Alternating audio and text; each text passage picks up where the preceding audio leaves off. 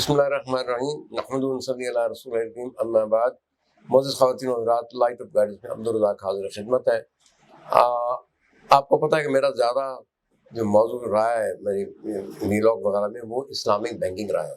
میں شروع سے یہ بلیو کر رہا ہوں کہ بینک کو اسلامی کہنا ہی گناہ کبیرہ کہہ لیں، جو بھی کہہ لیں، کیونکہ بینک کا کام یہ ہے کہ سود پہ پیسے کا لین دین ہے. تو یہ اسلام رسول کا کیا تعلق واسطہ ہے بھائی؟ اسلامی بینک تو ایسے ہی جیسے اسلامی طوائف ہوگی یا اسلامی جھوٹ ہو گیا یا اسلامی ڈاکہ ہو گیا یا اسلامی بدکاری ہوگی. تو اس کو میرے خیال میں نے بلکہ یہ بھی آپ کی اطلاع کی عرض کر دوں خواتین و حضرات کہ میں نے ایک ریٹ کی تھی لاہور ہائی کورٹ میں کہ مجھے ان سے کوئی غرض نہیں ہے، جو مرضی کریں یہ بینک جس طرح مرضی کریں، لیکن لفظ اسلامی ہٹا لیں، کیونکہ اسلام کی کوئی رمق تک نہیں ان کے جو بھی سسٹم بنا رہے ہیں. سود کا ان کا کاروبار اس طریقے سے ہے کہ ان کا قائبور جو انٹرسٹ ریٹ ہے وہ باقاعدہ اسٹیٹ بینک اس کو اناؤنس کرتا ہے، ہر مہینے اناؤنس کرتا ہے. اور ان کا یہ کہنا یہ ہے، طویلیں یہ بناتے ہیں کہ ہم لوگ پیسہ نہیں دیتے لون پہ، ہم لوگ چیزیں خرید کے دیتے ہیں. تو بھائی ایک چیز 10 روپے کی ہے، وہ آپ دے رہے ہیں اس کو 15 روپے کی، یعنی ود پیسج آف ٹائم. تو جو قیمت یا جو قرضہ مدت کے ساتھ بڑھے گا وہ سود ہے، وہ حرام ہے، قطعاً حرام ہے، اس میں حلال کا کوئی شائبہ تک نہیں. لیکن ہمارے کچھ بزرگوں نے، جو بھی ہمارے اکابرین ہیں، انہوں نے اس کی مختلف تعویلیں بنا کے، اس میں مختلف جواز، ہیلے بہانے، اس میں مختلف تعویلات بنا کے اور اصلاحات ڈال کے عربی کی اس کا بیڑا کر دیا. اس میں مجھے علامہ اقبال یاد آ گیا. انہوں نے ایک شعر پڑھا تھا جو فارسی کا تھا، مجھے شعر تو یاد نہیں، اس کا مفہوم عرض کر سکتا ہوں.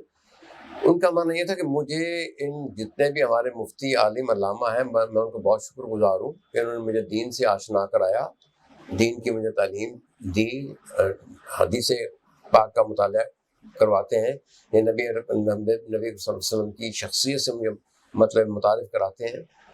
لیکن جس طریقے سے انہوں نے دین کا چہرہ مسخ کیا ہے، دین کا چہرہ مسخ کیا، خراب کیا، سیاہ کیا ہے، اس سے اللہ تعالیٰ، نبی کریم صلی اللہ علیہ وسلم، حضرت جبریل حیرت زدہ ہے. یعنی یہ علامہ اقبال کی سوچ ہے.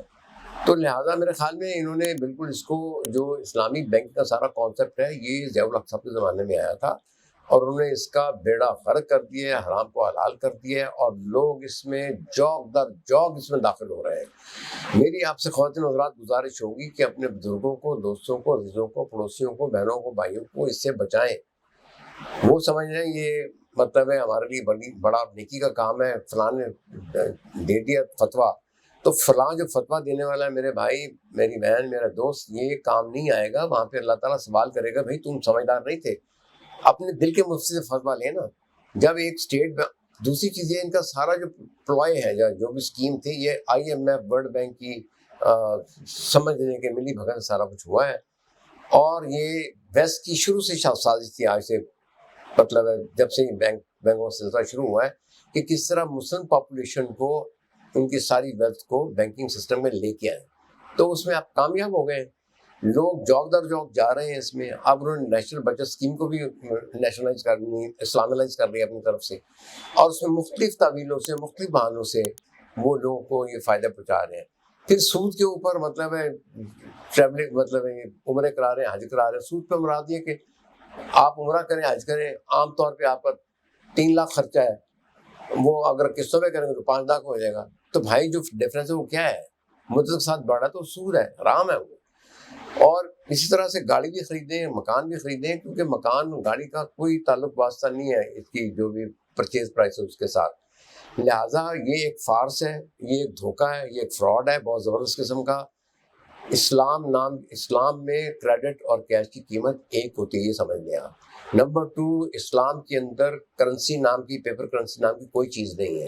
اسلام کے اندر 6 چیزیں ہیں، 2 دھاتیں ہیں، سونا چاندی، جو چین کے کام کرتی ہیں، اور 4 اجناس ہیں جس میں چاول ہے، گیہوں ہے، کھجور ہے اور نمک ہے.